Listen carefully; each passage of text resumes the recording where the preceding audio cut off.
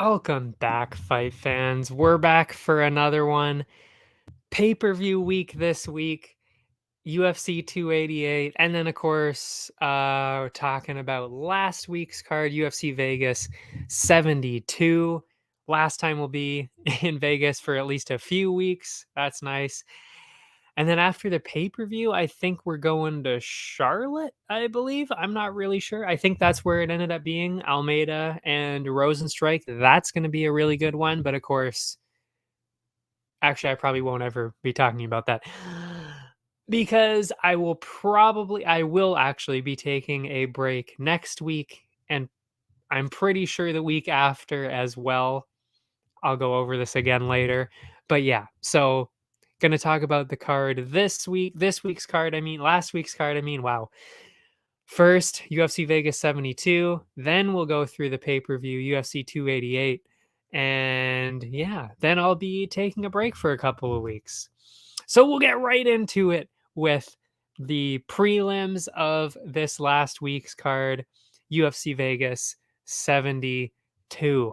I do see that we're getting an alert for low Wi-Fi or low connection, poor connection. Who knows at this point? Who knows? Technology is failing me at every turn, every single day. Anyway, Jamie Lynn Horth debuting from Canada, and Haley Cowan also debuting, but was on the Contender Series before. Going into it, I actually did have Haley Cowan. I kind of briefly threw that in there last week that I did have Cowan. Just looked like the pretty clear, I wouldn't say clear choice going into it, but if you watch the tape, did seem to be slightly better. And it was really close. It was really close.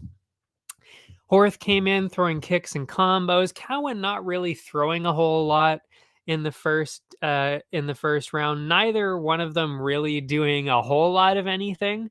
Nice kick from Cowan, stumbled Horth back a little bit. Horth was doing well, but then started to get overpowered by Cowan, and that's kind of what I was banking on going into it. Then a huge head kick from Horth. Cowan went for some grappling, unsuccessful. Cowan was cut after that and lost the round for sure. Apparently, the cut was from a clash of heads. I did write that down, which they noticed in a replay in between rounds. Obviously, I didn't see it. Commentators didn't see it. Obviously, the ref, nobody saw it. Judges didn't see it. So, because of the cut, and then, of course, because of the head kick, seemed like a pretty obvious Horth round just because of all of that. But before that, Cowan was doing pretty well. Second round, Horth came in heavy, nice combo, went for some clinching. Kind of a weird choice, really, because Cowan is bigger, so kind of a weird choice to go against the fence and trying to clinch against her, because Cowan then reversed her and was doing well from there. And Cowan actually got a takedown out of that. Like I said, not really the greatest strategy. Horth got up pretty quickly, though. Looked quicker, a little bit fresher than Cowan, I thought. Commentators were saying the opposite at that point. I thought Horth seemed like the pretty clearly seemed a little bit fresher. Anyway, Cowan landed a good shot, then pushed her into the fence for a clinch. Close round, but it seemed like Cowan probably got it because of the takedown and a little bit of a stumble from Horth as the bell was ringing. So to me, seemed like a 1-1 tie at that point. Third round, Cowan clinched up right away, looking for another takedown. Horth got away with a pretty bad fence grab. And now looking back at it, now that I'm reading through, knowing the result, who knows? Who knows what would have happened if she wouldn't have gotten the fence grab, which definitely did stop the takedown. Who knows what would have happened if she would have actually gotten the takedown out of that? You don't like to see that kind of stuff. Who knows what would have happened, seriously. Yeah, which is why they're kind of starting to take points away when they see one that's kind of like that bad. But nothing taken, nothing happened. From there, Cowan looking slow and spent. She's really fighting hard for those takedowns. So after she didn't get it, kind of just couldn't really recover from there. And that's why I'm saying if she would have gotten that takedown, really could have been an entirely different result. Horth still moving pretty well. Both striking and landing well at that point, though. Fairly dead even, I would say. And then a takedown with 30 seconds left from Cowan, I thought may have won her the round. Eh, you know, could have gone either way. I did specifically say any result would have made sense here. And it ended up being that all of them had it 29-28 for Horth.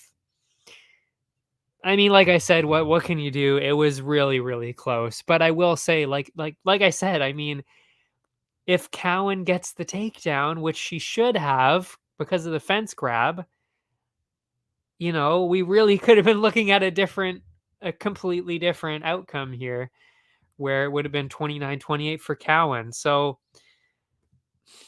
like we keep seeing stuff like this over and over. I really hope someday, I'm sure someday we'll get to some kind of point where it won't matter as much, but it does suck to see. That being said, I will say the entire fight I was like, okay, well, Horth seems to be winning this. So it's not like I'm disagreeing with the outcome. It just kind of sucks to see that, okay, well, a clash of heads led to the cut. So she lost that round because of a cut and then lost the third round because of a fence grab, essentially. So I don't know. I don't know. Then we saw Marcus McGee, Journey Newson. Gotta say, pretty surprised. Pretty surprised by the result in this one. I'm not gonna lie. This one actually really surprised me. Really surprised me. Both guys moving well early. I mean, I should say, of course, McGee was the one that came in super late notice. Journey Newson had the fight booked against somebody pretty tough. I thought he may have even had a chance to win in the other matchup. So I was like, oh, there's no way I'm going against Journey Newson here, especially since I looked at the tape and McGee really didn't look all that great. So I wasn't really all that impressed. But yeah, shock of all shocks. That is not what happened in this one. Both guys moving well early, throwing a lot, but not landing anything really. Newson made the first move with a takedown attempt, didn't really get it. He was in pretty deep too. I was actually pretty surprised that he didn't get the takedown. McGee landed first, stunned Newson with a couple of crisp shots, and he was just running forward at that point. I mean, seriously, Newson was just like backpedaling. He's just struggling to keep up with the pace and the pressure. Newson then did actually stand his ground at one point. Stopped him with a couple of takedown attempts and some clinches. I mean, it was a pretty obvious round for McGee with all that pace and pressure. And like I said, I can't really say I was expecting that, but I did think, though, I was like, okay, well, we've seen this before. Usually after they have debuting fighters have a crazy round like that in the first round, they just tank in the second and third rounds. So I was like, okay, well, I feel like Journey's still got a pretty good chance because now McGee's going to slow down quite a bit and Newson can come back and get it. But again, that is not what happened. That is not what happened, folks. Kept that going into the second round. Now Newson getting closer and closer with the takedown. So I was like, okay, still got a chance. McGee shut it down, though, dropped Newson on his back. Somehow ended up getting on Newson's back. I mean, it was just a crazy sequence there, grappling sequence. Then McKee shocks with a submission on a few days' notice. I mean, yeah. Wow. Seriously, I mean, like, I really did not expect him to look like that at all, especially on short notice like that, but especially against somebody who I thought was probably going to win his other fight too. Clearly, not. He would not have won that fight.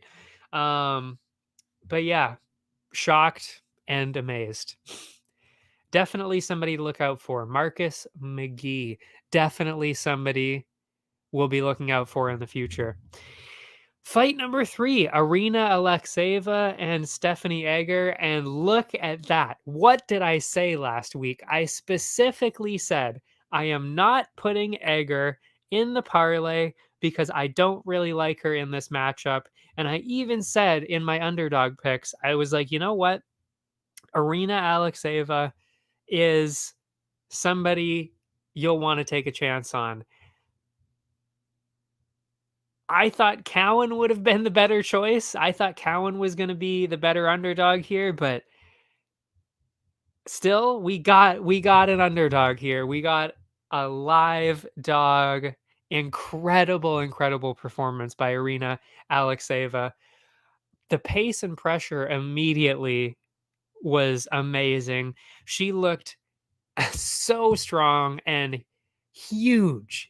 And I mean, I do have to say she missed weight by 4 pounds, and apparently there was a pretty legitimate reason behind that, where doctors were specifically saying, "Listen, if you keep cutting, you're gonna have to cancel the fight."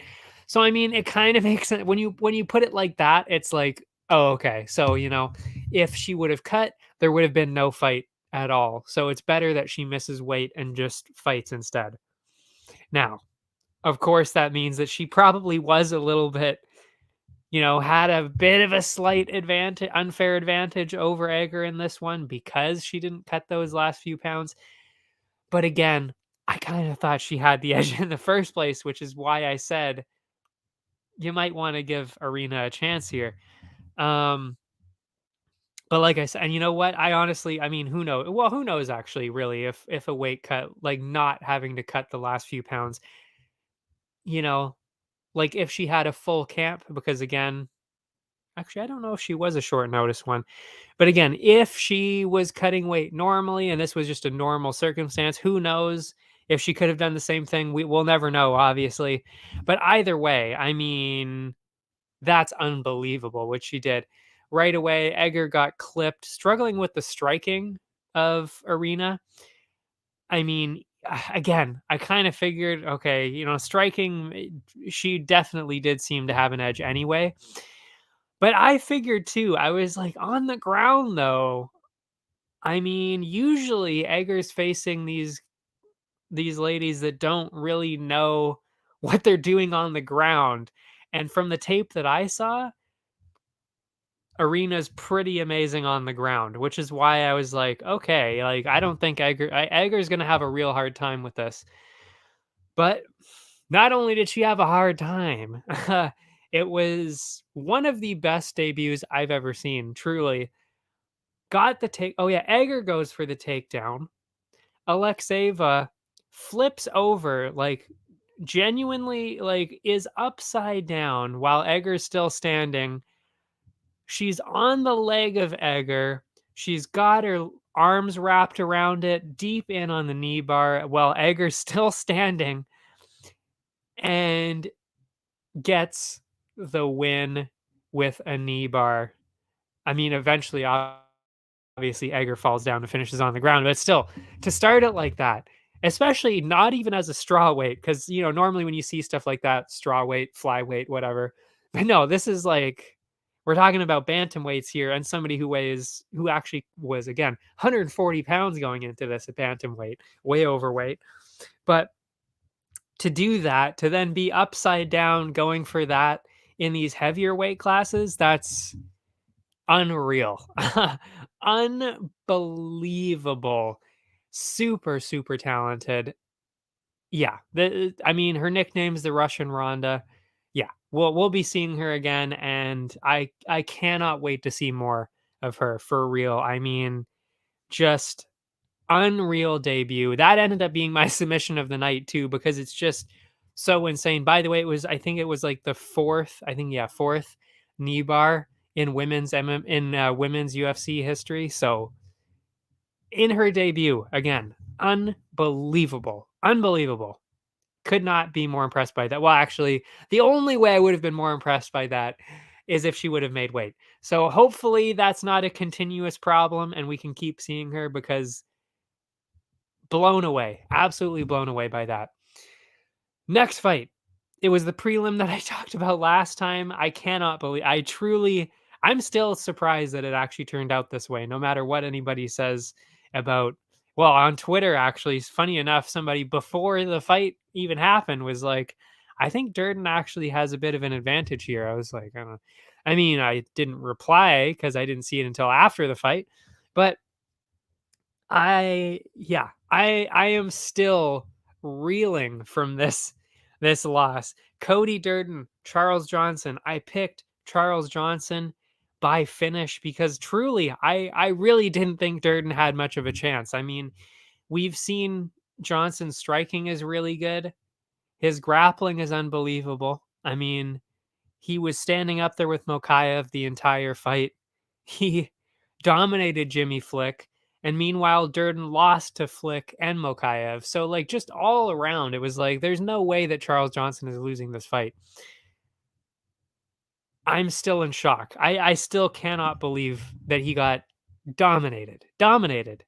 It wasn't even close. It really wasn't even close. I mean, we'll go through it right now, but it was just like I I'm dumbfounded by this. I could not believe it. Johnson ran forward, not wasting any time. Looked for the same knee bar that Alex Ava just got. Like he was actually upside down doing the exact same thing. I was like, oh, wow. Quickly reversed by Durden, though, who then jumped on his back. Mistake, obviously, for Johnson. I should say that was a mistake. Durden basically just overwhelming Johnson at this point with grappling offense. I mean, seriously, like Johnson did not have, like, he really could not get anything going. That's really the theme of this entire fight, that Johnson just couldn't get any offense going because Cody Durden was just all over him. That's it. That's all you got to say. I mean, Johnson definitely a little bit hesitant actually after they separated from that initial exchange. He didn't really, it seemed like he didn't really know what to do. He didn't want to get too close because he was going to get probably taken down or overwhelmed with the grappling, but he wasn't really throwing anything at that point. So he was kind of just standing there, moving really well, but kind of like, what do I do now? Like, I can't go for the grappling because he seems to be actually better, but I also can't go for the striking too close, or else he's going to start grappling again. So it's like it seemed like he really did not know what to do. So obvious round for Durden. Second round, Johnson looking pretty fresh, looking crisp on the feet. And then he just started to get thrown around again, all over the place. Durden then on his back again. Durden just completely overwhelming Johnson with grappling at this point. I mean, and I even wrote down here, Johnson literally had not had a single moment in that fight up until that point in the second round. He had not had a single moment where it was like, yeah, Johnson's winning now. That did not happen. He did not have a single moment at that point. A minute left, and he was in the second round. He was finally back on his feet, and really, he just looked done. I even said it was bizarre because it really, he was kind of just standing there. He was like, he, it just looked like he really, truly did not know what to do in terms of a strategy at that point. And I mean, I couldn't hear his coaches, but I would imagine they were probably like, like, what do we do now? Like, I don't know. Nothing's really working. I mean, I'm sure they were yelling something at him, but clearly everybody was just, I don't know. Like, he really did not seem to have anything left or have any answer at all. Um, he did kind of get some combos going near the end of the second round, which was nice. But yeah, another pretty obvious round for Durden in the second there. Third round, Johnson did look a lot better, landing a lot of body kicks, combos, and ended up shutting down the takedowns. Excuse me.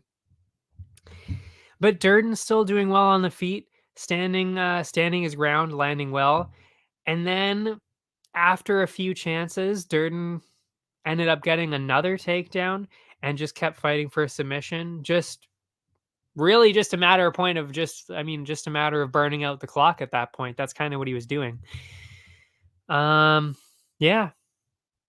Just a dominant, obvious win for Cody Durden. I really, truly did not see that one coming at all. Normally when I lose, and I mean, I lose sometimes. Uh but normally when I lose, it's like, oh, okay, okay, should have maybe seen that one coming. It was pretty close. Like, okay, I see how that happened. I see all that, blah, blah, blah, blah, blah. But when I look back and I look at all the information that I saw and all the tape, everything, the tape, the info, their records, literally everything about this, always was pointing towards Johnson. So to see him get dominated like that, truly, I cannot believe, I truly cannot believe that he got dominated from start to finish like that. Because, like, if he would have just been, blown out in the first round, submitted with something crazy, done something like that. If something like that would have happened, I would have been like, okay, well, it happens. Shit happens like that. But for, like I said, for him to get dominated like that for 3 straight rounds, yeah, I was surprised. I'm still surprised actually. But anyway, leaving that behind, big L for me on that one. Moving on, Martin Budai, Jake Collier. I mean, this one was a close one ahead of time too. I did end up going with Budai just because, I mean, I think he was undefeated in the UFC. Collier kind of hit and miss, really. I mean, he could have gotten a finish, maybe. That's kind of what I was thinking going into it. But I ended up going with Budai just because it seemed like the clear choice on paper. Crazy pace from Collier right away, landing some good shots in the process. Then Budai started to land a little bit more, slowed Collier down a bit. Fight slowed down to a grinding halt after that. Collier definitely keeping the higher pace, getting some clinch control as well. And then Budai got dropped on his back with a kick. Collier tried to climb on his back. It was kind of funny to watch, to be honest. Tried to climb on his back for a finish. It was so funny. It was like, I don't know if you've ever tried or like seen somebody try and climb on a horse for a first time. It was exactly like that. He was like, I don't know where to put my leg. I'm not sure how to get on him. And it was just happening in slow motion too, because he's so big that Budai couldn't do anything about it. So Budai was just like, ah. And Collier was just like moving it, trying to get his leg over, trying to do something. Like I said, pretty funny to watch. Anyway, obvious round for Collier though. Second round, Collier staying active again, but Budai started to wake up now, landed a couple of bigger shots. Collier slowing down now, but switching to clinching instead. Budai then finally started to land bigger, wobbled Collier back a bit. Striking numbers actually also supported Budai this round, and I gave it to him with that one moment, with that stumble and all that.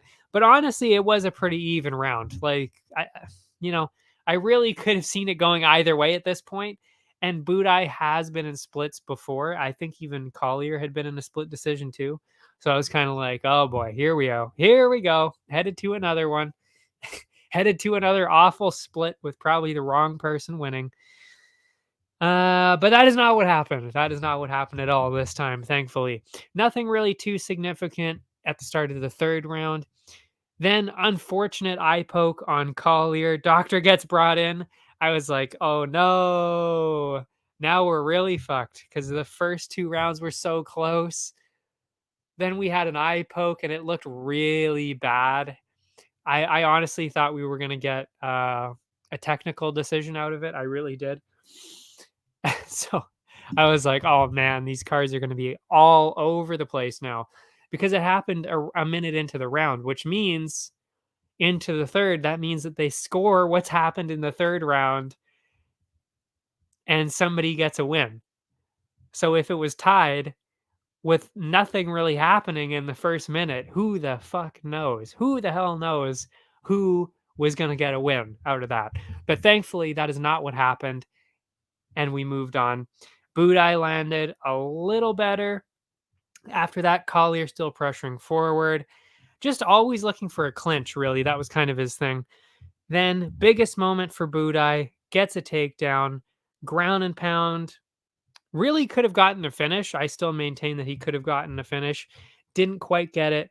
And figured he would have gotten the decision after that. Because, I mean, it was obviously his round after that with not a whole lot else going on. And then, of course, the second round seemed like his. So, seemed like, okay, 29-28. And all the judges did have it that way, thankfully. But like I said, could have seen it as a split. Could have definitely seen it as a split. But I think the right decision was made there. Main card now. This was Josh Quinlan and Trey Waters going into it. I did have Quinlan, but I was really going back and forth on it because based on what I saw in the tape only. Um, but I had to go with the undefeated Quinlan. I mean, not only was, I should say, Quinlan undefeated, but he was also the one with the fight scheduled, whereas Waters didn't have a fight. He was actually, and he had fought literally, what was it, like a couple weeks before that? So it was like, I mean, yeah, and Waters cuts a lot of weight, water weight, haha, to get down to that weight. So it's kind of like it seemed, just with all the factors going together, that Quinlan was the right choice. But I mean, I will say I did look at it, and I was going back and forth on it. But like I said, I did end up going with Quinlan, of course. And really, with the first thing that Waters threw, Quinlan was on his back on the ground, and right away I was like, "Oh man, I probably should have gone for Waters like I thought I should have originally." But like I said, all those external factors, I was like, it's all going towards Quinlan. I got to choose Quinlan. But yeah, I kind of regretted that pretty quickly. As soon as the fight started, I was like, "Oh no, I should have gone with the underdog on this one." Got back up quick though, started to grapple. Wasn't successful because of the height of Waters. I mean, the height difference was pretty massive, which was the other thing that had me worried originally. Waters using his length pretty well, just waiting for Quinlan to jump in. Slow pace because Waters was kind of just countering, and Quinlan was just kind of waiting for a moment. So it was like, well, you got one guy who's just countering, only countering, which was Waters, and then Quinlan is just kind of waiting for his moment to get in. So now you're at a stalemate of nothing happening. That's what was happening there. Quick takedown from Quinlan to close the round. But I mean, you got to give it to Waters because of course, that knockdown early. I mean, you got to give it to Waters. Plus, he was countering him so well. Quinlan not really doing a whole lot, and when he was actually kind of landing, then like I said, he was countered pretty easily. So it was kind of like, okay, this is a Waters round.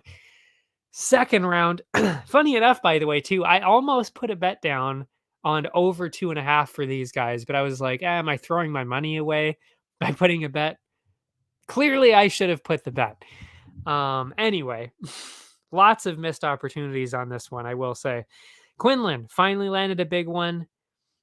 They're not all going to be genius level weeks. I'm going to make mistakes here and there for sure. I made some mistakes this card for sure. I will admit that for sure. What was I going to say? Didn't get too excited though. Oh yeah, Quinlan finally landed a big one right at the start of the round. Didn't get too excited. Tried to go for a flurry, but Waters was still firing back clearly into it. So it's like, okay, Quinlan definitely very smart fight IQ, I should say. Well, to a certain extent from Quinlan. Because I mean, if he had amazing fight IQ, he probably still would have won. But good fight IQ to not jump in there because he probably would have gotten knocked out, if we're being real, right there by Waters if he would have jumped in. So smart choice by Quinlan right there. They then went back to the slow pace. Waters was actually the one making the first moves now, not waiting to counter this time. And then he was actually starting to pick them apart from a distance, of course, much longer. I don't know what the reach advantage was, but it was pretty significant. It was like, I think it was like 8 inches or something like that. 6 or 8 inches. I can't remember. Quinlan definitely had better moments, but it still seemed like a Waters round with more volume landed. So it seemed like two rounds up for Waters there. Water volume, lol. Quinlan coming out harder this time, lots of leg kicks. And that aggressiveness started to work against him again, with then Waters countering him hard and wobbling him pretty bad. And it really got pretty bad with a couple minutes left, but didn't really capitalize on it. Quinlan came back a bit right near the end, but was then thrown down to the ground by Waters, and it seemed like a pretty clear 30-27. Yeah, and that's what it was. So pretty obvious win for Waters. And honestly, I'm pretty impressed because even in the tape, when I was watching Waters, because Waters had been, I think it might have been the Contender Series he was on before and didn't get the contract. I can't remember specifically though. I think that's how it went though. And he really, really did look a lot better. Yeah, I was pretty impressed. I was pretty impressed because normally when somebody's that big cutting down, they tend to struggle as the fight goes on because they're usually finishers. And he is a finisher, but he did manage to pretty easily hang on all 3 rounds and just really dominated the fight. So, yeah, I'm pretty impressed. I'm pretty impressed by Trey Waters, I really got to say. And he ended up being the most valuable fighter because of that. Because I super impressed, super impressed by what he was able to do. Oh, excuse me. What was I going to say? Next one. The longest matchup name I've seen in a while. Waldo Cortez Acosta. Need to take a breath. And Marcos Rogerio de Lima on the other side. We'll just be saying de Lima and Cortez, though. Excuse me.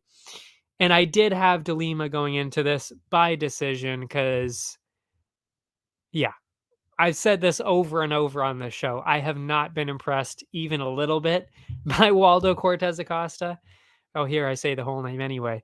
Yeah, I haven't been impressed by him at all. And de Lima, he's been around for a long time. He just finished Andrei Arlovsky in the first round. I mean, the guy's the real deal for sure. So yeah, seemed like a pretty obvious choice for in terms of picking de Lima. And decision seemed pretty clear too because Cortez hadn't been finished. Actually, yeah, he was undefeated too, wasn't he? I think he was undefeated. So yeah, pretty durable guy, and we saw that in the other fights too. Very durable, and de Lima not really getting a whole lot of finishes. So seemed pretty clear that this was going to be a de Lima decision, and we cashed in pretty big on that one, especially on Verdict MMA. I keep forgetting to tell you guys, I do actually use Verdict MMA as well. It's the app. You should download it too. Actually, it's pretty good. Cashed in big on that one. I got a few. It was like 2,000 or 3,000 points on that one because I absolutely nailed it, and I was so confident going into it that I put the big multiplier on the Lima decision. Glad I did that. So yeah, great choices there. So not a complete failure this card for me. De Lima looking quick early. Cortez stumbling him back a bit. Huge kicks from de Lima, which was a problem for Cortez in both of the other fights, which I mentioned. I didn't know de Lima was going to be that hard into the leg kicks though, but smart. That's the experience. That is the experience coming in. Huge leg kicks. Gets an easy takedown. De Lima all over him, and the kicks were, I mean, unreal. I really thought we were going to see a leg kick TKO, to be honest. He did stop using them after a while. I'm not really sure why, because it was going so well. So yeah, obvious first round for de Lima with the leg kicks and the easy takedown. I mean, very obvious round. Second round, de Lima still going with the legs. Cortez landing a couple of shots here and there, not wanting to move in because of the kicks, of course. De Lima then got another couple of easy takedowns. Cortez did manage to get up each time, though, but I mean, still getting taken down. Somehow managed to land a pretty big one, wobbled de Lima a little bit in between getting ripped apart by those leg kicks. Still a de Lima round, but it was closer. So obvious 2 rounds up for de Lima. Third round, nothing at all like the like the first nothing at all for the first couple minutes. De Lima not really doing much of anything. Couple of good kicks. Again, I don't know why he stopped using them. Maybe his legs were starting to hurt too. I don't know, but I mean, the legs of Waldo were just destroyed. He was getting ruined with those kicks. Cortez trying to get things going. DeLima eventually went for another takedown, clinched along the fence. No activity really though along the fence, and it didn't really last long. Could have easily been a Cortez round in the last one. I mean, DeLima didn't really get a whole lot going. I think he was kind of just coasting at that point because he knew he won. I don't like that because you never know, especially with these judges. But still got the win. Still got the win. Unanimous decision, of course, for Marcos Rogerio de Lima. Yeah. So yeah, great win. Great win. Cashed in on that one. We got one. And then it was on to the next one. And I will say this one was actually not, well, it was a little shocking, but also just kind of a piss off, to be honest. Fernando Padilla, Julian Erosa. I need to sneeze. Hold on. Oh. Oh. Holy shit. Wow. It's one of those sneezes that makes your eyes like you feel the sneeze coming, your eyes start to water, everything is like, I'm gonna sneeze, and then it doesn't come. That was uncomfortable. Okay, Julian Erosa, Fernando Padilla. Both guys pretty patient early.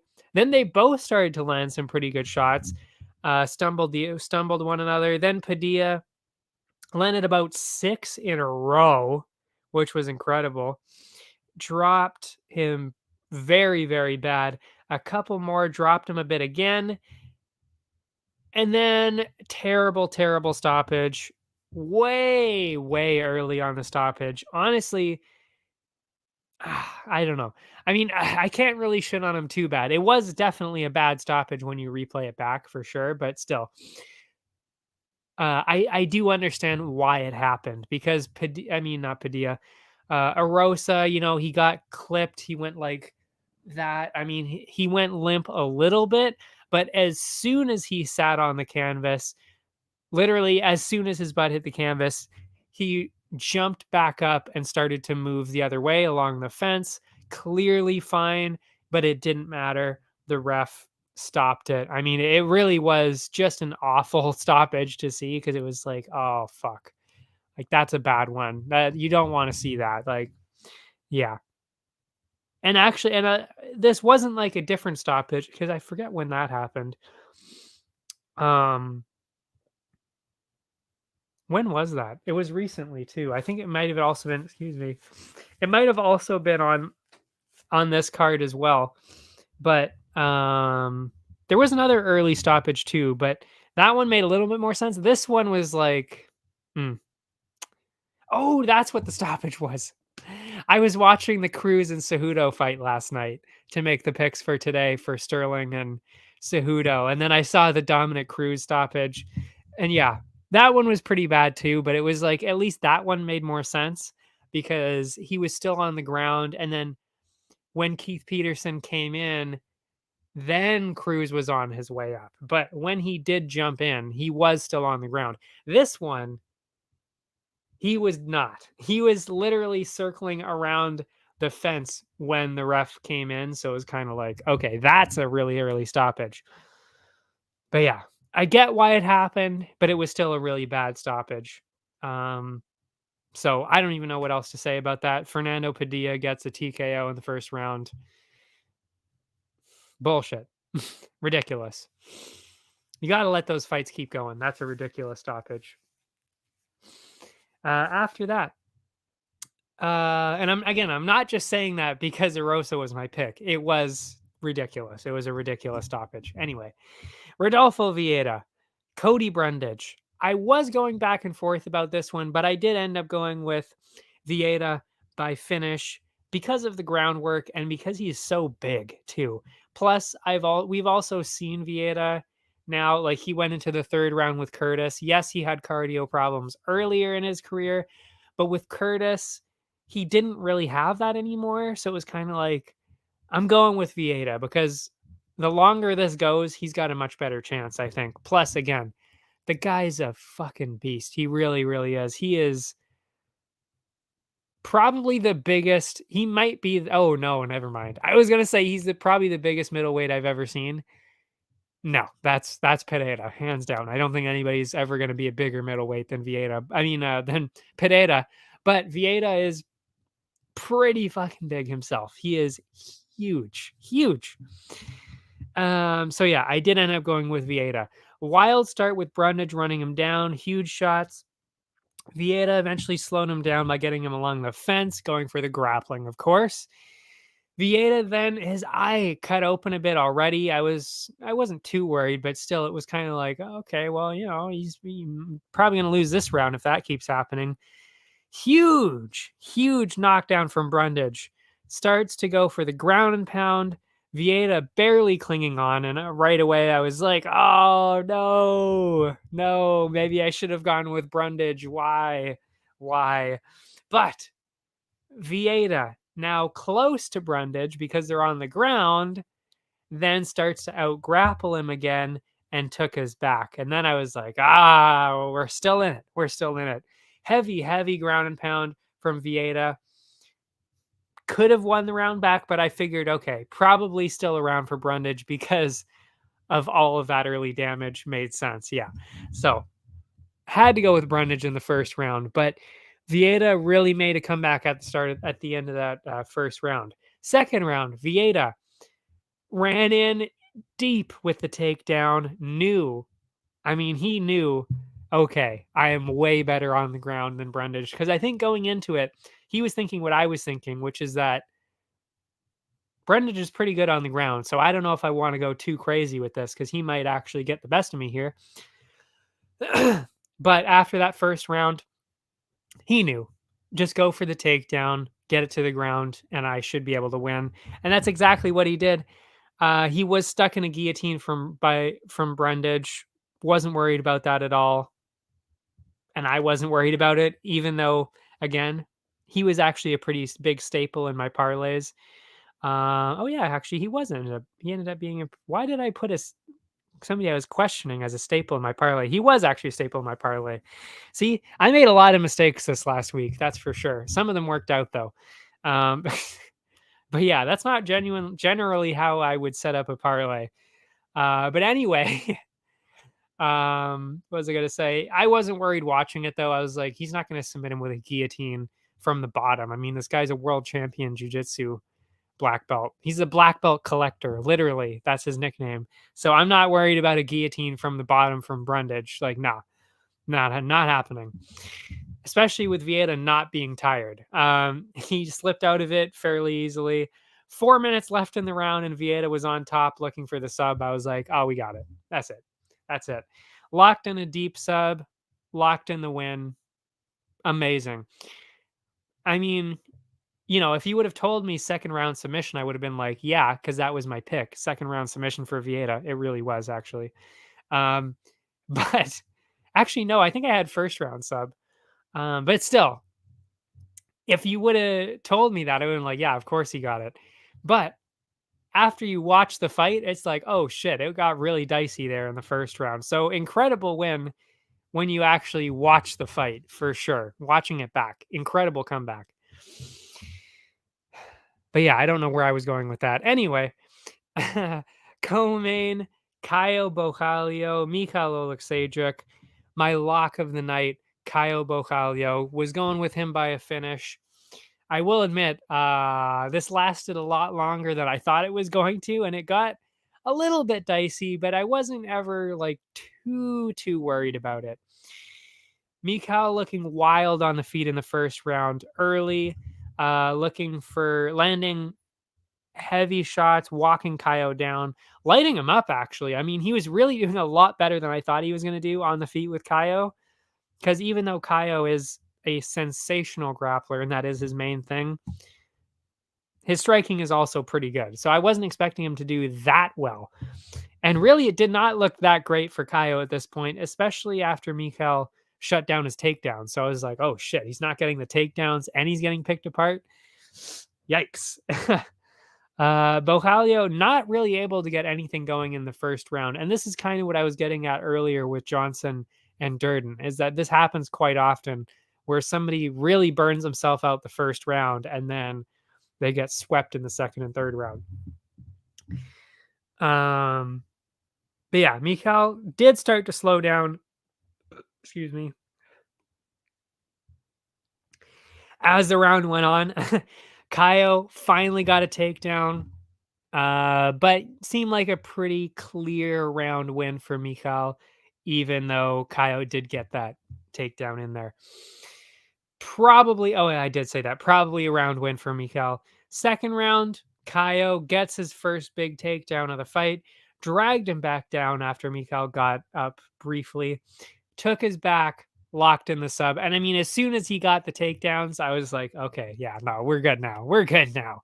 Because Mikhail is not going to be able to defend this at all. And he didn't. He couldn't. He could not defend that. Got the second round submission. I was hoping for the first again, but we got it. We got it in the second anyway. Just not as many points for me wherever we are, Tapology verdict. Less points for me, but we still got the submission win anyway. And yeah, again, incredible. Had me a little worried for a second there, Kaio, but still got the lock of the night there. My sniper pick. I have been doing sniper picks. That's what I call them. Again, I don't think anybody's listening to this, but eventually I will be coming out with bets like that. And I do have a sniper pick where I make one pick per card on somebody that I am like 99% sure they're going to win. That's the sniper pick. That was the one for that night.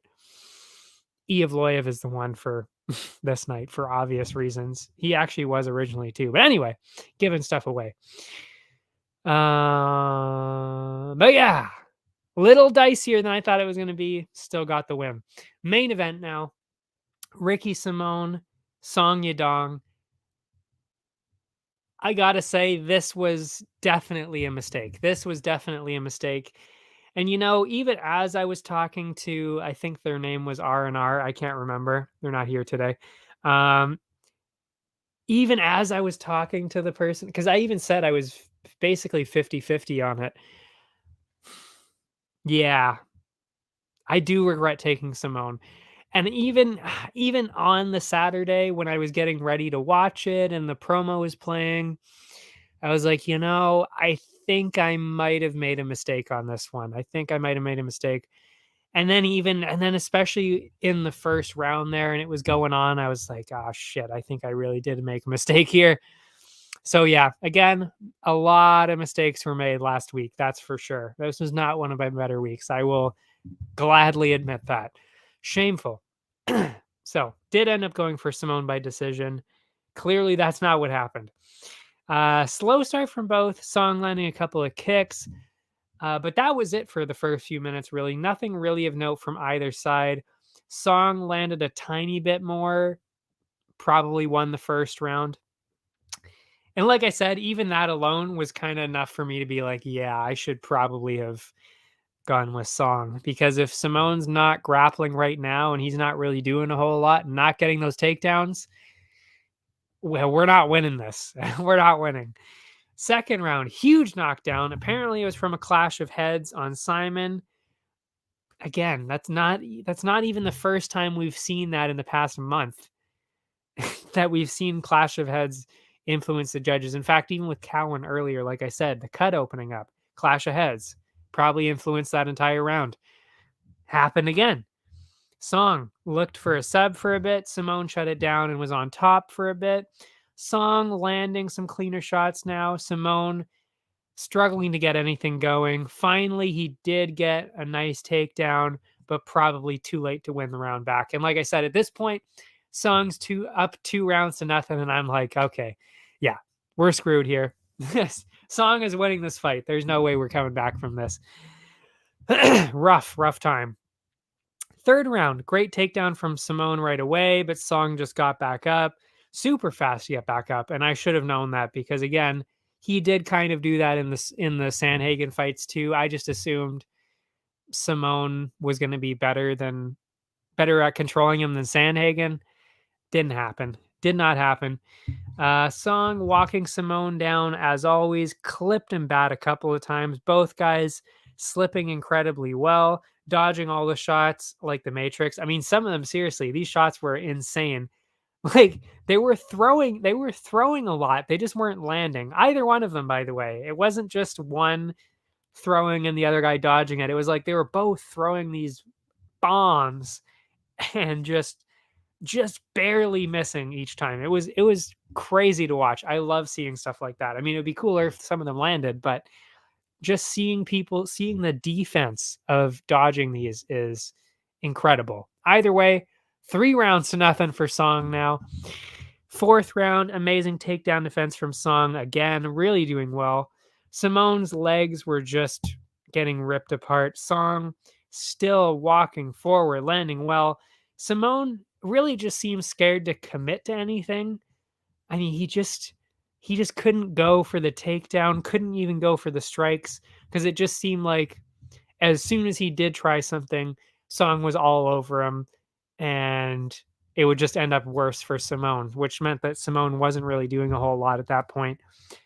Another obvious round for Song, and he knocked him down right at the end of the fourth as well. Fifth round, Simone landing well early. Knew he needed a finish. I mean, obviously he knows he's losing. Team knows he's losing. They tell him, you got to go for a finish or else you're not going to get the win here. You get more reckless. And of course, what happens when you're more reckless? You pay the price. Sometimes. In this case, he paid the price. Got into a firefight, got burned, got dropped multiple times, lit up bad, and was eventually finished by ground and pound. Easy win. Easy win for Song. Should have been an easy profit for picking Song. Made a mistake, went with Simone. I don't often regret my picks because I do so much research that I'm like, going into this, even if my person does lose, I feel like it's going to be close and it's going to make sense. This one, twice that day. I mean, Johnson and this one, I still don't think I could have seen the Johnson one coming, but this one, I should have seen it coming. Huge mistake. What else can I say? My bad. Definitely made a mistake there. What was the other one? I did make a pretty clear mistake. Maybe Trey Waters. Could have been a mistake. Nah, that's about it. Anyway, bonuses. Song Yadong for the KO, obviously. I mean, it was really the only KO that was like, oh, that was pretty good and that was pretty cool. Sub had to be Arena Alexeva. I don't like giving bonuses to people that miss weight and do that kind of shit, but she had a decent excuse. And also, it was just like, it was her debut. She looked incredible. It was against Stephanie Egger, who gets a lot of submissions over other people.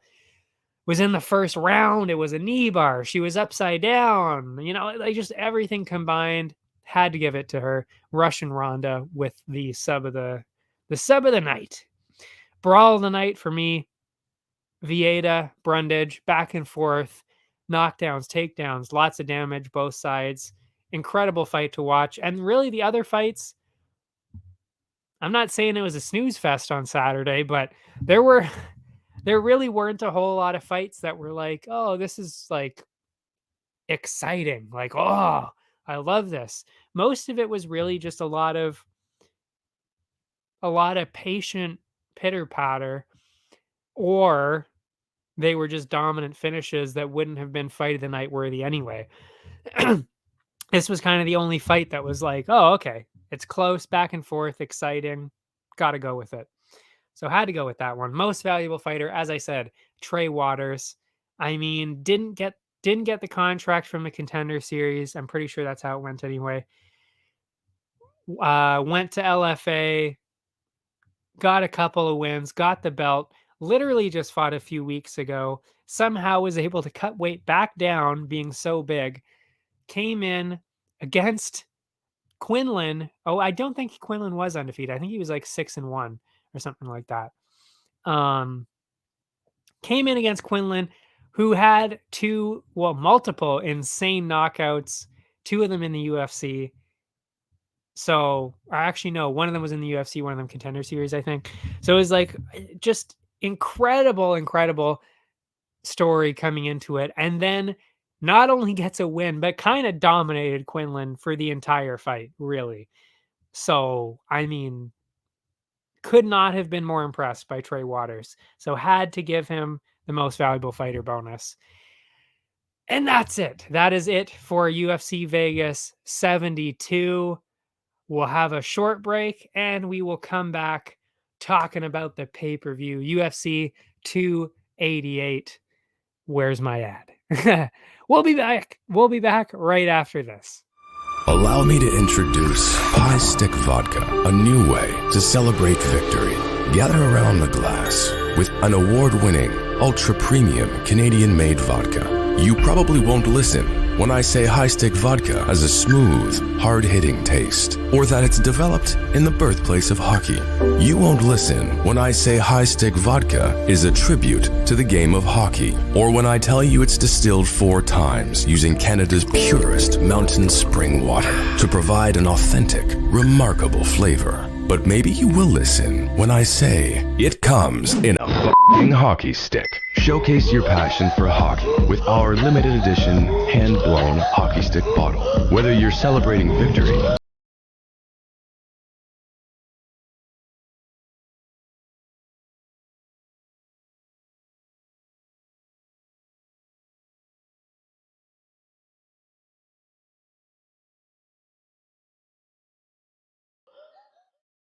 And we're back. UFC 288.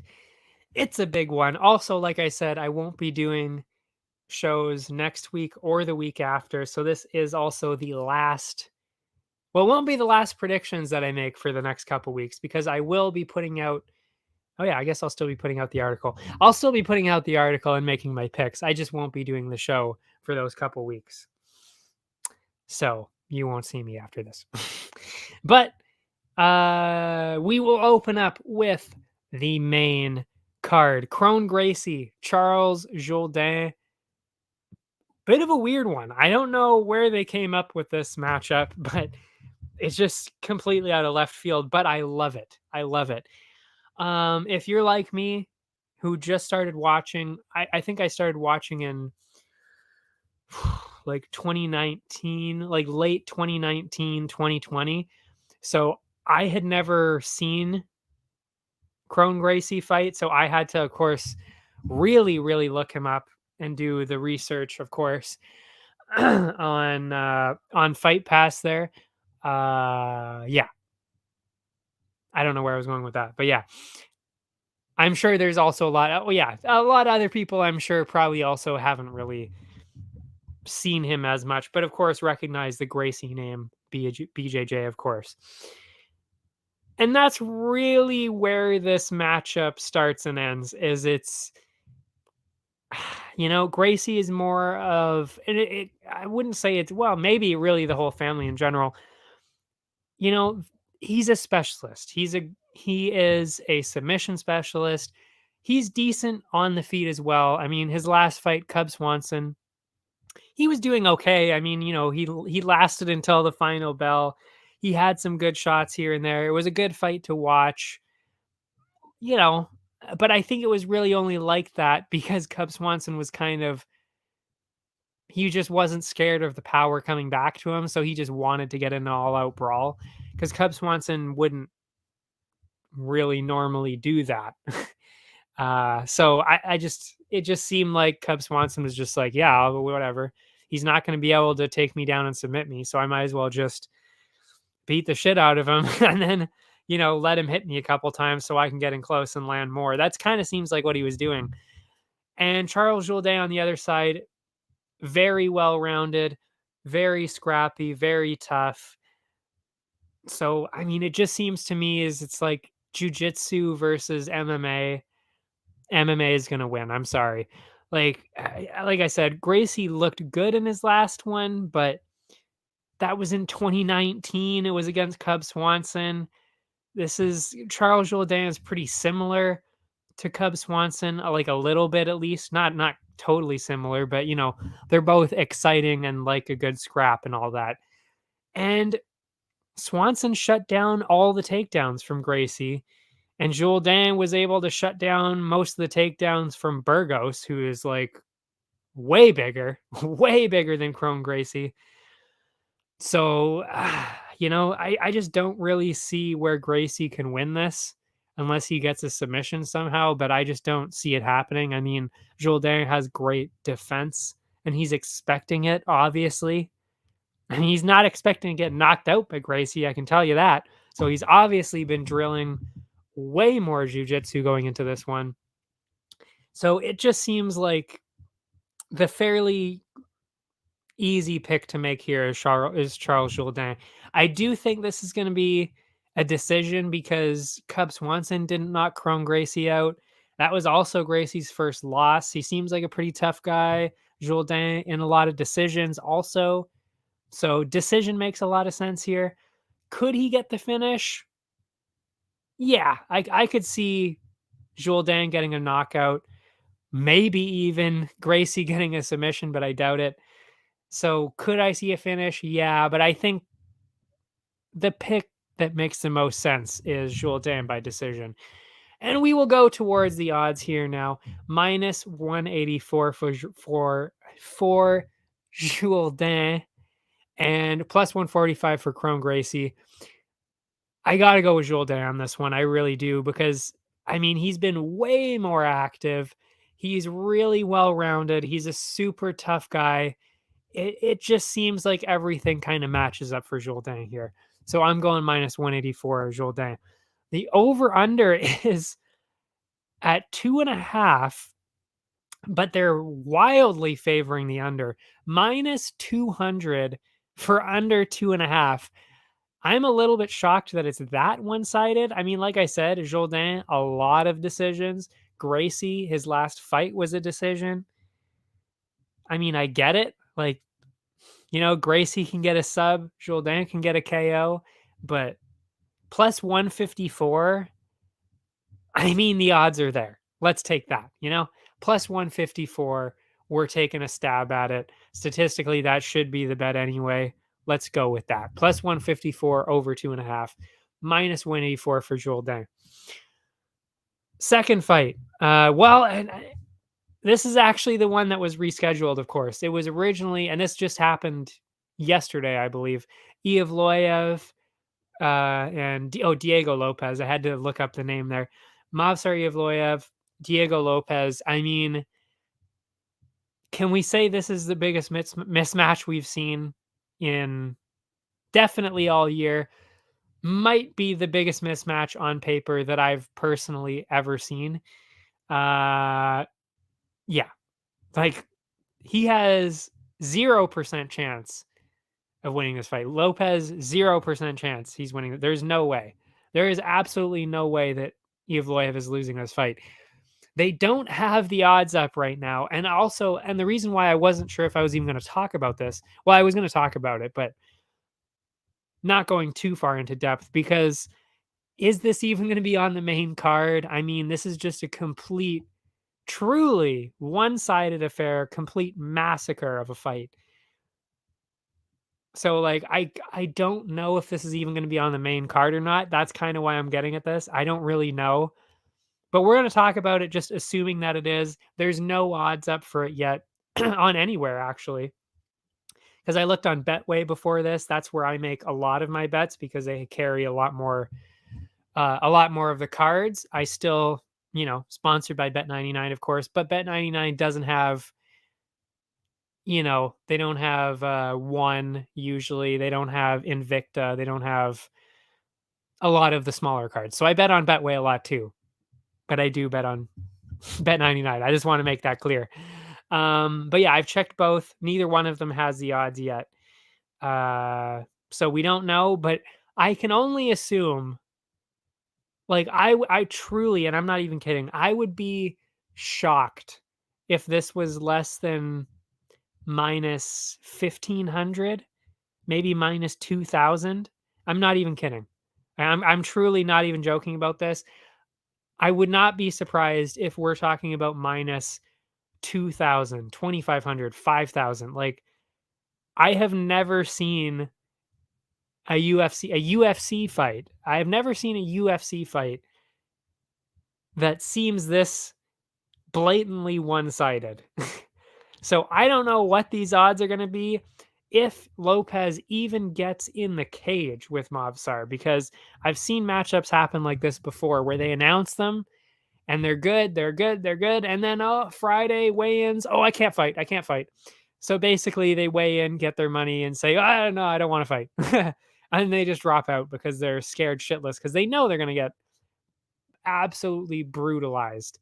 So I don't know if this fight is even going to happen, but that's what they're going with right now. I don't know if it's going to be on the main card. I don't know if it happens. I don't know anything about it, except for the fact that this is what's scheduled now, is Movsar Evloev and Lopez on the main card. If that happens, I don't know if I'll ever be I'm sure I'll say it again at some point, but I'm not joking when I say this.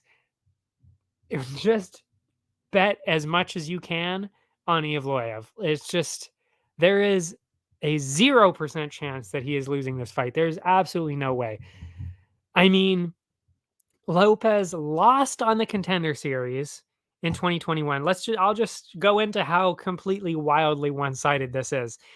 He lost on the Contender Series in 2021. That's less than 2 years ago. Well, it is 2 years ago. Whatever. Lost his next fight after that in Fury. And now he's going into his UFC debut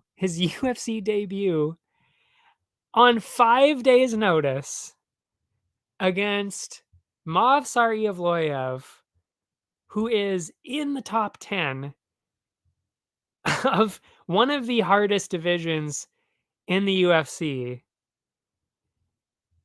And Evloev, I thought, should have been a pretty clear favorite against Bryce Mitchell. And Bryce Mitchell has only lost, well, technically twice in his career, but once officially in his career. And I thought Evloev was going to be the massive runaway favorite in that one.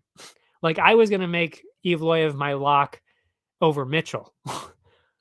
Now he's fighting a complete nobody on 5 days' notice. Not to mention the fact that Evloev was prepared to face Bryce Mitchell, who is probably one of the best grapplers he actually is one of the best grapplers in the featherweight division, and he's facing a grappler who's worse and also has worse striking. So, like, yeah, this is insane to me that this fight is happening. Not to mention, if that wasn't enough to convince you, Diego Lopez was scheduled to fight somebody who is 17-10 just last week. He was supposed to fight last week. It was canceled and ended up being rolled into this one. Like, the massive shift. I mean, there's no way. There is no way. Not to mention, Movsar has insane striking as well as his grappling. So I think Evloev could pretty easily out-grapple Lopez. But not only that, he's got the striking too, and Lopez has been knocked out before. So, I mean, this to me seems like a no-brainer. I really do think Evloev is going to get an extremely easy finish. And I would not be surprised if this was... I mean, he's a pretty careful guy, so maybe first round, second round, Evloev might wait a little bit out. But I mean, I would be shocked if Evloev didn't get a finish here as well. So if you want to milk the most out of this that you can, I would be looking for an Evloev KO betting line. That's what I would be looking for this. Evloev KO or Evloev round 1. You know, like, that's what you should be looking for. But in terms of guaranteed money, just literally put all the money on Evloev. Did I mention also that he's 16-0 and he hasn't even looked like he's even close to losing a fight yet? Like, this truly is an absolute massacre. There's no fucking way that Evloev is losing this. And it's so one-sided that, like I said, I would not be surprised if Lopez bitches out at the last second and does not fight. I really would not be surprised. So, again, no odds for that though yet. We'll see. But again, no matter what it is, throw it all on Evloev. I don't like it. Doesn't even matter. Doesn't even matter what the odds are. You're getting free money out of it. That's what you need to understand. It doesn't matter how much money. It doesn't matter what the odds are. You can win a little bit of money back for free for just putting it on Evloev for this fight.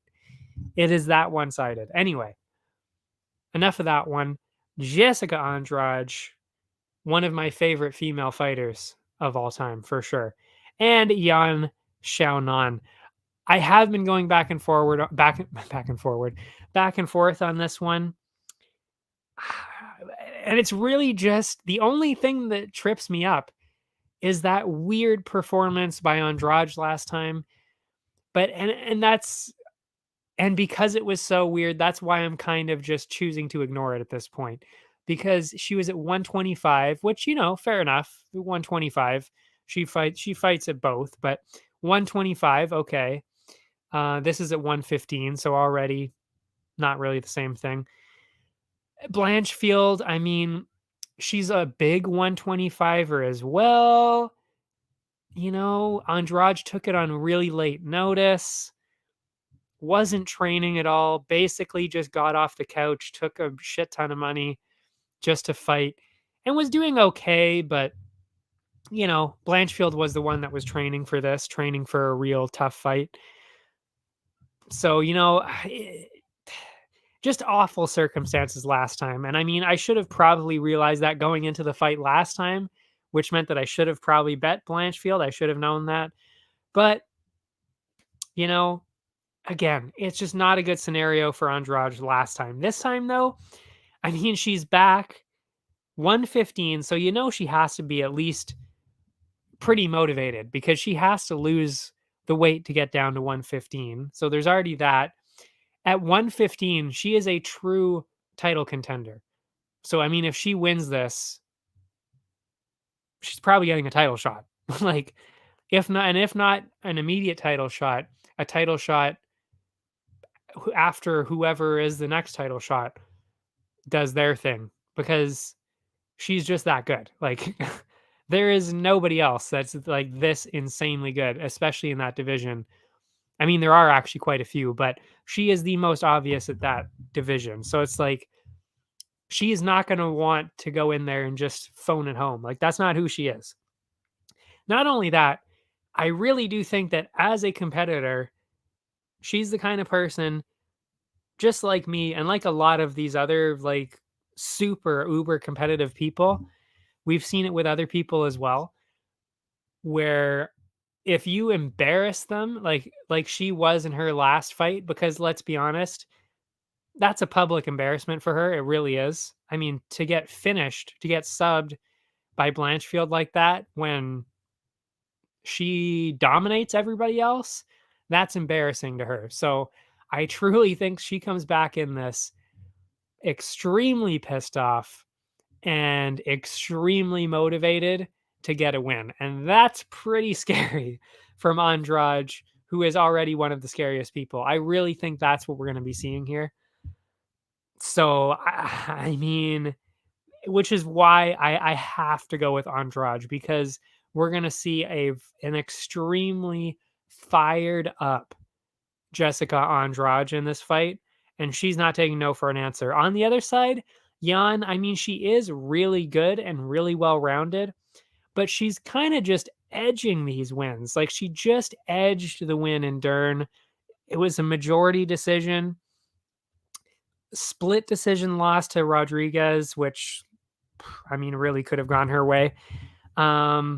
Whereas Andrade, like, she's just not that kind of fighter. Like, she's just in there trying to murder you every second of the fight. And I just don't think that Yan can stand up to that. And we also saw she's been taken down fairly easily by a couple of these people. Dern took her down a few times. Esparza ended up ground and pounding her. So, I mean, Andrade is not somebody you want to go against if you're if you can get taken down fairly easily, Andrade is your worst nightmare because she will throw you around, like literally throw you around the octagon. So that's where I'm going with it. And I also considered going for a decision at first because it seems close, and it is actually, now that I'm looking at it, that is the favorite over. But I'm going with a finish. I'm really going with an Andrade finish because I really think that she's so fired up, and that I don't think that Jan can stand up to that pace. I think the pace is going to be a problem, and she's going to get finished. That's what I think. So I'm going Jessica Andrade by finish on this one. Minus 200 for Andrade. It was closer originally, and I could actually see it being a little closer than that because, like I said, because of that last performance and because Jan has been doing so well.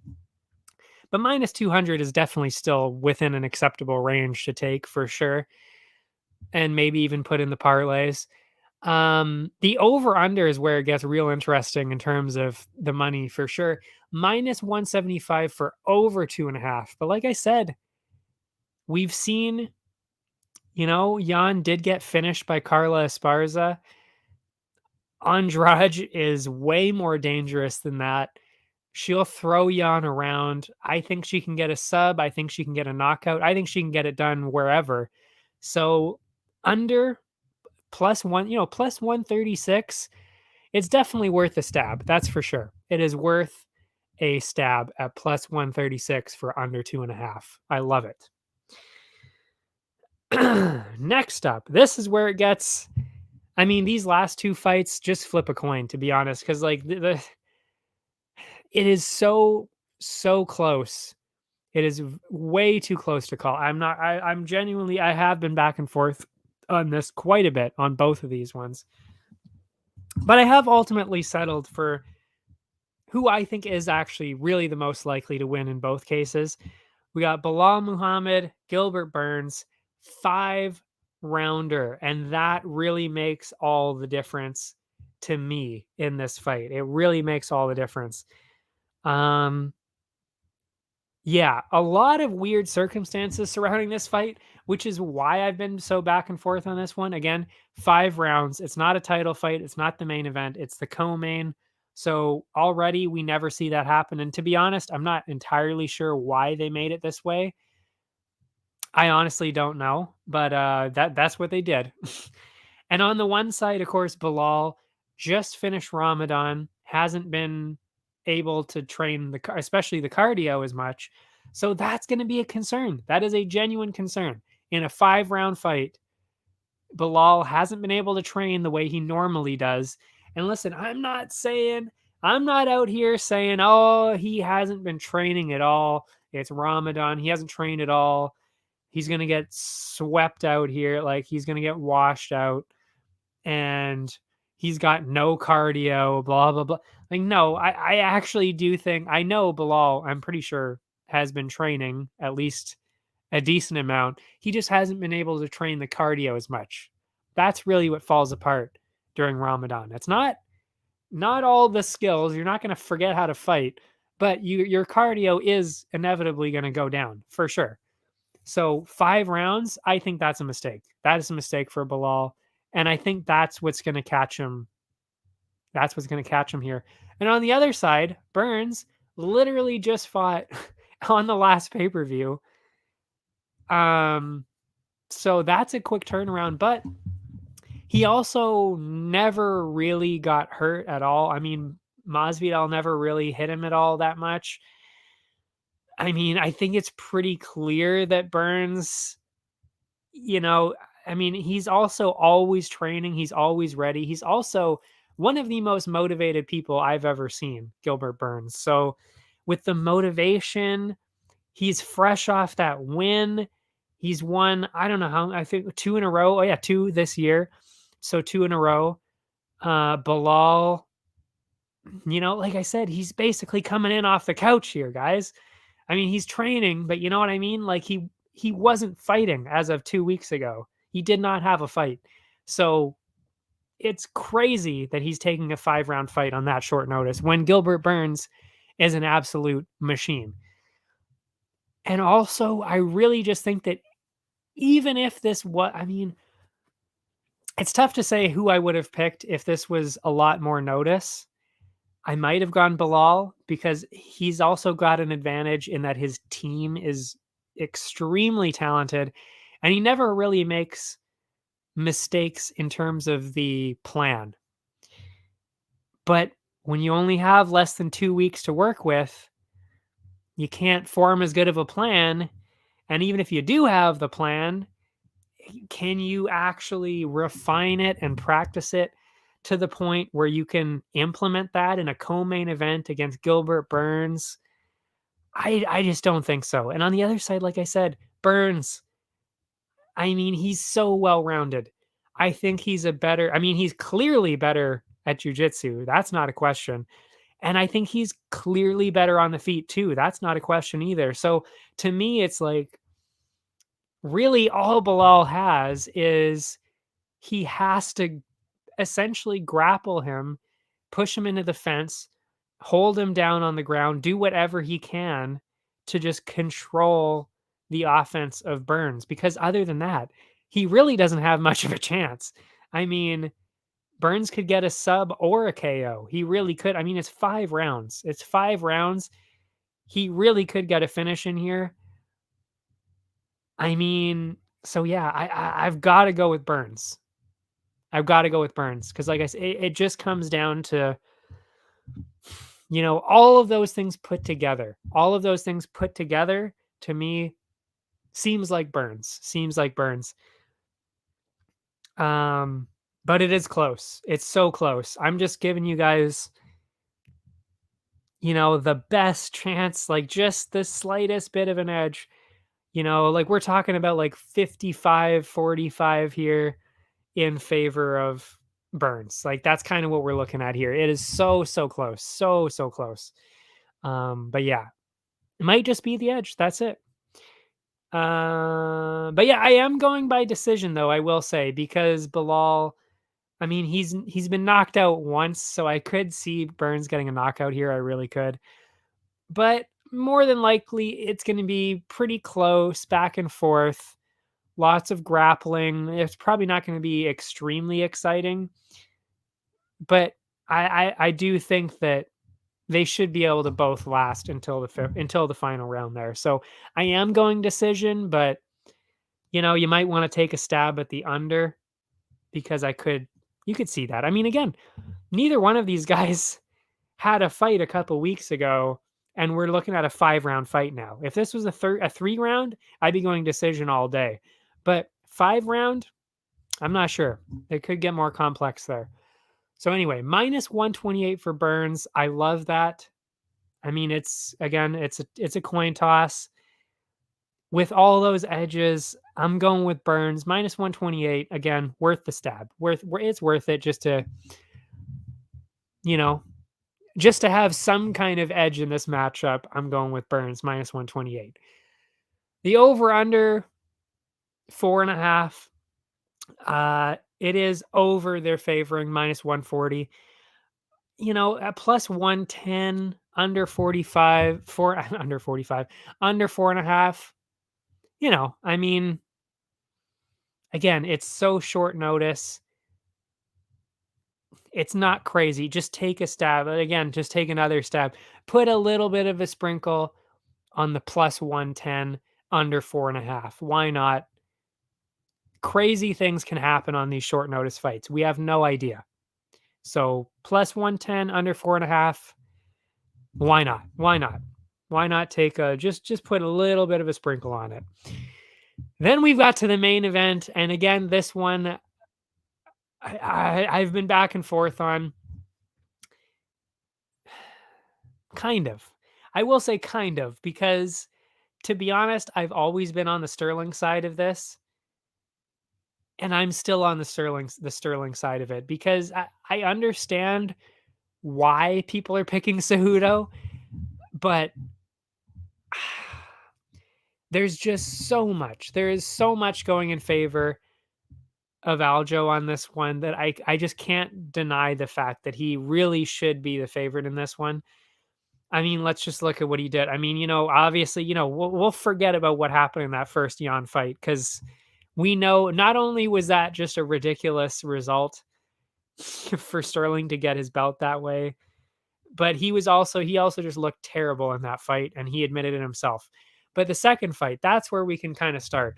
So the second fight with Jan, he wins that fight. I would say, he wins 3 out of the 5 rounds. I think. I mean, people are saying robbery. They still say it. I don't really think so. I think he won that fight. But what was I gonna say? But Jan is one of the best strikers in the division, and he was able to avoid that and work in his game plan and win the fight after that. Then we see, I think that was Dillashaw after that, which was his last fight.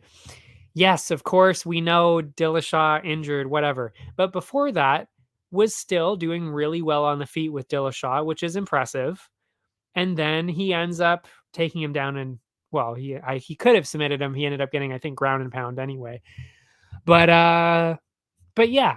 So then he controls Dillashaw on the ground. And again, I realize, yes, of course, Dillashaw injured, whatever. But still, like, he's still not even really close. Like, he's still absolutely dominating him. So then he wins that one pretty easily too. And now we've got Cejudo.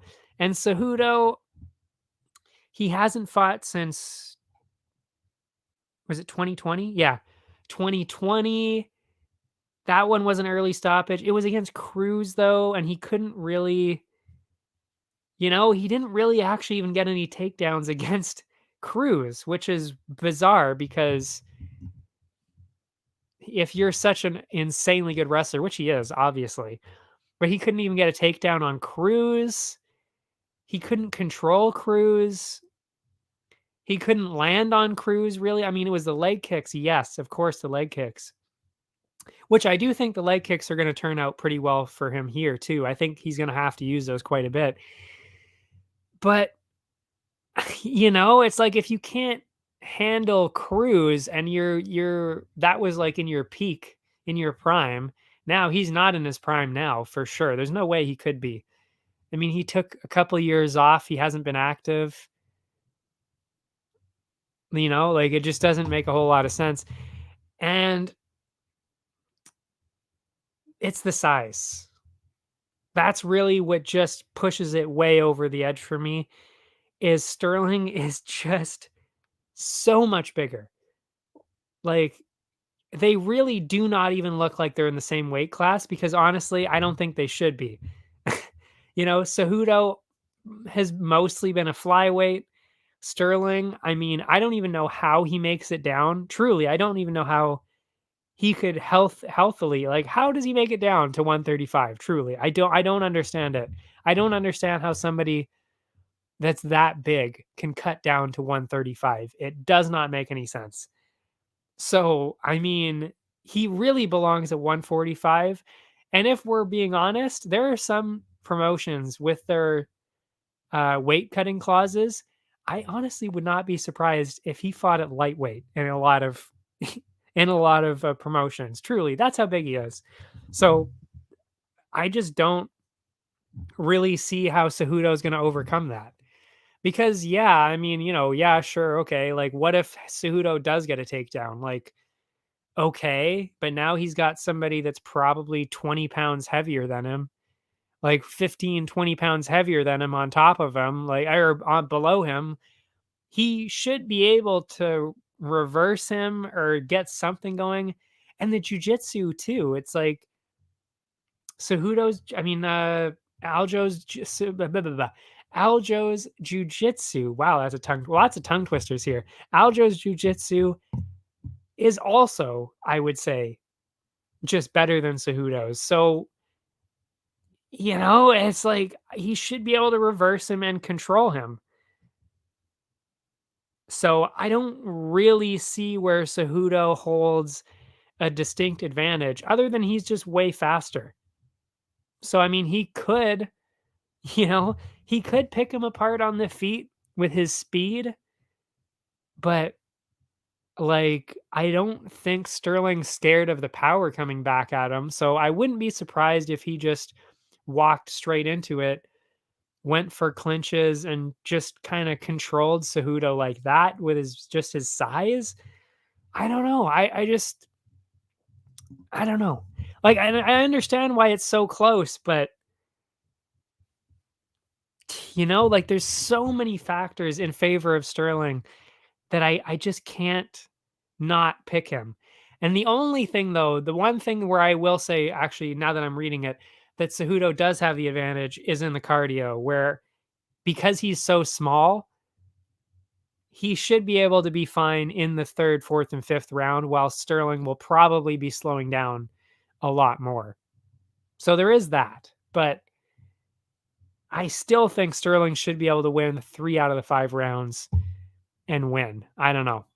I like I said, I'm going back and forth on it. I'm just giving you guys the best chance that we can here to make the right pick. And I've got to go with Sterling. I got to go with Sterling because of the size, the activity, the styles, but mostly the size.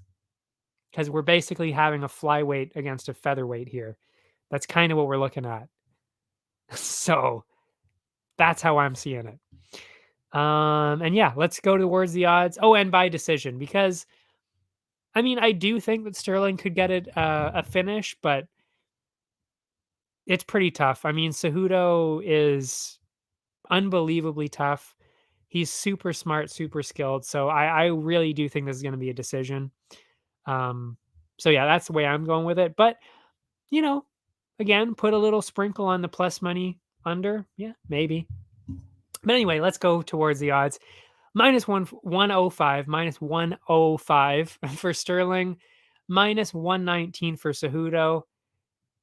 I'm going the underdog, Sterling. And like I said, I feel like he should actually be the favorite in this matchup, but Sterling's never a favorite in any matchup he's ever been in. So, I mean, I'm not going to question it now. I mean, he's always the underdog. So, and he keeps winning. So, I don't know. I'm not going to question it. Sterling minus 105. Let's do that. We're going with it. And the over under minus 158 for over 4.5, plus 122 for under 4.5. They both do have a lot of finishes. So I really could see this going under 4.5. So, like I said, not a bad idea to go plus 122. But the most likely thing I would say is probably the decision at minus 158. So, better's choice on that one. Do you want to go with the more likely one, or do you want to go with statistically something that would probably give you better return over the long run? Up to you. Up to you. And then we've got two prelims. I'm going to talk about. One of them, another massacre, and the other one, very, very close. So first we've got Drew Dober, Matt Frevola.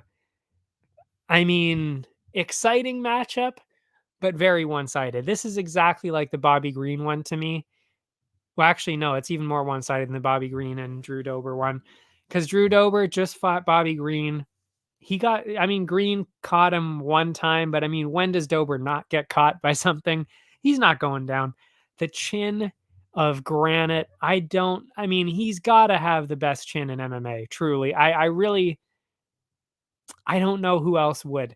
I mean, yeah, you've got Holloway, of course, and you've got, who else has a good chin? There's plenty of fighters with good chins, but honestly, I don't know. I don't know how anybody who could put out Drew Dober. I just don't think that person is not at lightweight. I don't know. It's insane, truly. And yeah, Green tagged him a couple of times, but even Dober even finished Bobby Green. This is a step down. It really is. Frevola is not even close to as good as Bobby Green, and they have a similar style in that they love a good brawl and they're basically just strikers. So you're looking at the same kind of matchup again for Drew Dober, and this is perfect. Like, this is perfect for him. Nobody that's going to grapple. And I mean, Dober can grapple too, but he doesn't need to. I mean, he's just got the power for days. So, I mean, I don't even think this is going to be close. I'm going Dober first round. I really am. Dober first round KO. I would not be surprised. um, yeah, the power is unbelievable. The chin is unmatched. Frivola gets hit quite a bit. He was also knocked out in less than 10 seconds by McKinney, who Dober finished. So I don't really see where a Frivola win comes in at any moment. I really just don't see how that would ever happen. Because I mean, think of what would have to happen for Frivola to win. He's clearly not getting a finish. That's out of the question. There's no way that Dober is getting finished by Frivola. So then you're assuming that Frivola is going to win a decision? How is he going to win a decision? Like, he's got to win 2 out of the 3 rounds, and I just don't think that's even plausible. So it's like, where is this win coming in? I don't see it. So I'm thinking another staple of this card, Drew Dober. And it's insane to me that the odds are that close. Minus 217. Minus 217. I think he actually, no, I was going to say he might have actually been a bigger favorite against Bobby Green, which is insane to say when Bobby Green is miles ahead of Frivola. Like, this is crazy to me. The odds are so ridiculous here. Like, take advantage of this while you can. Minus 217, Drew Dober. Lock that shit in. Putting it in the parlays as well. Over, under, I'm going under all day, baby. I mean, I don't care what this is set at. I'm going under. Minus 137 for over 1.5. I'm going under. Plus 108, under 1.5. This is a complete mismatch. Like I said, Frivola's been knocked out in less than 10 seconds before. Dober, unbelievable power, unbelievable chin. They both love to get in scraps. This is going to be wild for as long as it lasts. Dober, under 1.5, plus 108. I cannot believe that is plus money. So we're going for it. Love it. Love that fight. I cannot believe we're getting these at good odds. So I'm excited to pump that one up. Now, next one, ladies, I was going to say top 5, but they're both in the top 10, I think. I think Jandiroba's in the top 10. I'm not 100% sure on that. Marina Rodriguez on the other side. I mean, Rodriguez, kind of a rough go of it lately, really. I mean, got knocked out by Lemos, and if we're being honest, it was a slightly early stoppage. She was doing well before that against Lemos. Beat Yan Xiaonan in a slightly controversial split decision in that one. But very, very much a top contender for sure. She should really be in the top 5. Virna Jandiroba, I'm not going to try and shit on her, but I will say she seems to be getting some really, really favorable matchups lately that fit her style perfectly. Especially with what we saw with Hill. I mean, Hill, we already know Angela Hill is a striker. She's not really a grappler. So for Jandiroba, who is a pure grappler, she literally just had to run in there and just keep taking Angela Hill down, which you cannot do against Rodriguez. You can't do that at all. Like, there's no way. But even in terms of that, like the matchups, a nightmare matchup for Virna Jandiroba. And you know what? We've seen these similar matchups actually for both of them. With Rodriguez, we saw her beat Amanda Hebos. She got a finish out of it. And she beat Mackenzie Dern. Both of them beat Virna Jandiroba. They both beat her, and Dern beat both of them. So already MMA math, Rodriguez is up already. But MMA math aside, even just the styles, Dern, very much a grappler. Probably the best grappler.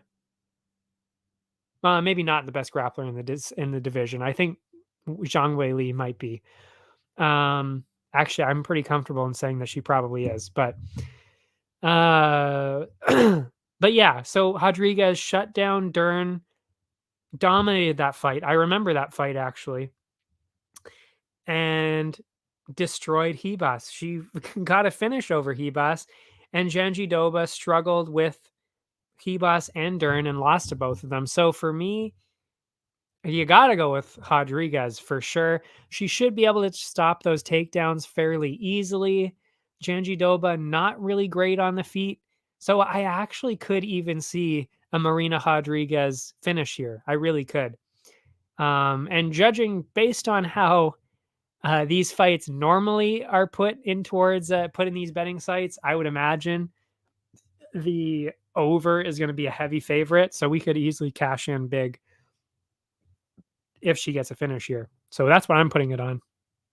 Even though I do think Rodriguez is probably going to win by decision, just for the sake of putting the bet down to maybe cash in on this, we'll probably be playing the under. What do we got here?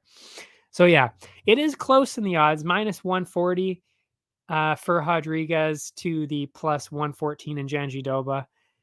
I mean, I just kind of alluded to why this is like that. I mean, Rodriguez hasn't really impressed people lately, but let's not forget how good she is and how close those fights were with Yan Xiaonan and Lemos, who are both way better than Janjidoba. And Janjidoba, who's been doing really well recently, but again, against favorable matchups. So you can kind of see why the odds are closer than they probably should be. I'm going Rodriguez minus 140. I think those odds are fantastic. There's still some good profit in there for sure. And as I expected, now I'm looking at it, the over 2.5 is the heavy favorite, minus 234.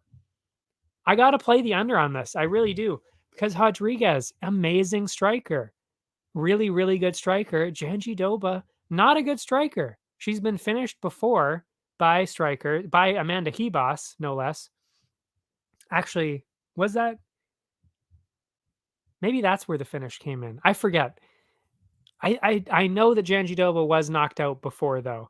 So Rodriguez being one of the cleanest strikers in the division, that's going to be a problem. That's going to be a real problem, and you could definitely see a finish. So plus 175 for the under 2.5, I'll take it.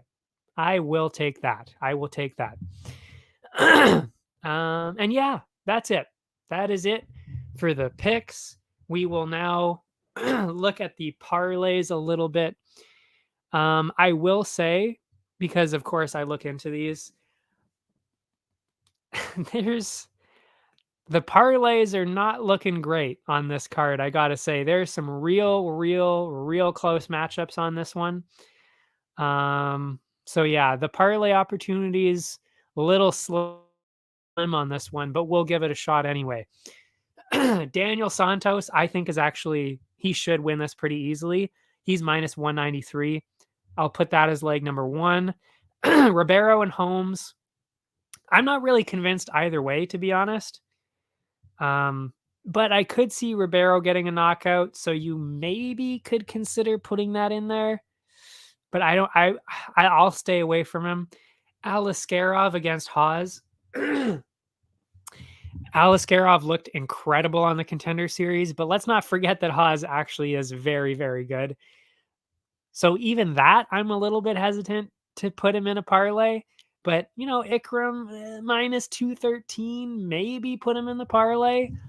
But again, really, so far, it's just Daniel Santos that I'm pretty confident about him. Porter, no, not a chance. Estevam, not a chance. Rodriguez, Janjidoba, again, I do think Rodriguez wins this, so I'm putting her in there. My throat's falling apart. You can tell we're nearing the end here. Minus 140 for Rodriguez. Marina Rodriguez over Janjidoba. I could easily see that. So minus 140. Not bad. So you might want to put that in there. Chaos Williams. That's where it gets okay, that's a decent parlay opportunity. Minus 325. I mean, Bedoya making his debut. It didn't really look that great. Chaos Williams just dangerous, as his name would suggest. Named very appropriately, by the way. Minus 325. I'll throw that in the parlay. I don't like the Kennedy Zichuku Clark matchup. It's too up in the air. Dober all the fucking way. Riding that to the bank. Jourdain, you know what? There actually are a lot of good parlay opportunities because Jourdain is actually a decent chance too. I really like Jourdain in that matchup. And then I'll stay away from the last three. Andrade, Burns, Sterling. It's too iffy. It's too iffy with those. So I'll maybe Andrade, minus 200. I could see that. But yeah, you really got to split up your parlays today, though. That's for sure. You don't want to be betting on any one person too much, except for Dober and Evloev. And Evloev is not on here. That's, of course, why I forgot to mention that one. So those two are locks. There's no fucking way either one of those guys is losing. So yeah, that would be a rock solid parlay, Dober and Evloev. But on top of that, yeah, you could throw in Jourdain in a couple of them, Andrade in a couple of them. Williams in most of them, Marina Rodriguez in some of them, Aliskerov maybe, Ribeiro maybe, Santos yes. So yeah, all over the place here. There's definitely some tough parlays to make this week. But yeah, now that I'm looking at it, there are definitely, there are some good looking ones. There's some good looking ones here for sure. But that's it for me. My throat's dying here. Oh yeah, just to remind everybody again, the non-existent audience, obviously, not going to be here next week or the week after. I don't know what I'll do after, to be honest, because with a couple weeks off, because I won't be here, that's why. I'm not just doing it for no reason. I might come back with some new things. I might come back, throw the old green screen up behind me. I might do that. I'm considering it. I'm not 100% sold on it, to be honest. But yeah, I am considering it. And I might also come back with a new way of doing the show. I might do less recap or no recap and just focus on the bets. I don't know. I truly do not know what this show will look like when I come back. And it might even just be exactly the same. And I'll just wait for later. It also depends on how the betting works out. Because if the betting really works out, because I will actually be betting fully towards this new strategy that I've been coming up with. And I'm going to be doing that over the next few weeks while I'm away. So if it works out, maybe I come back and start really going hard into that strategy. Maybe I bring the green screen back if I can figure out how to set it up in this room. I don't know. There's a lot of things up in the air. We'll see. But I will be back. Not next week, not the week after, but after that. I will be back. That'll be... I'm trying to figure out what card that is. I don't actually know what card that is. It's the card that's after Jailton and Rosenstrike, whatever that one is. But yeah. So, thanks for watching, everybody. We'll see what this is like after. I truly do not know how I'm going to come back with this, but I will be back, and I will be back 3 Wednesdays from now. It'll be a nice break. Hopefully, y'all have some fun. I'm going to thoroughly enjoy myself watching these cards now because I don't have to write while I'm watching it. I will just be purely enjoying it and watching it, unless, of course, my bets crash and burn. But I will still be watching it as a fan, just purely watching it as a fan. And I cannot wait to experience that joy. And like I said, maybe when I come back, I won't even be covering it the same way anymore, and I will forever enjoy it as a fan. We'll see. I don't know. Not sure how I'm going to come back, but we'll see. And yeah, I'll see you then. See ya in a few weeks.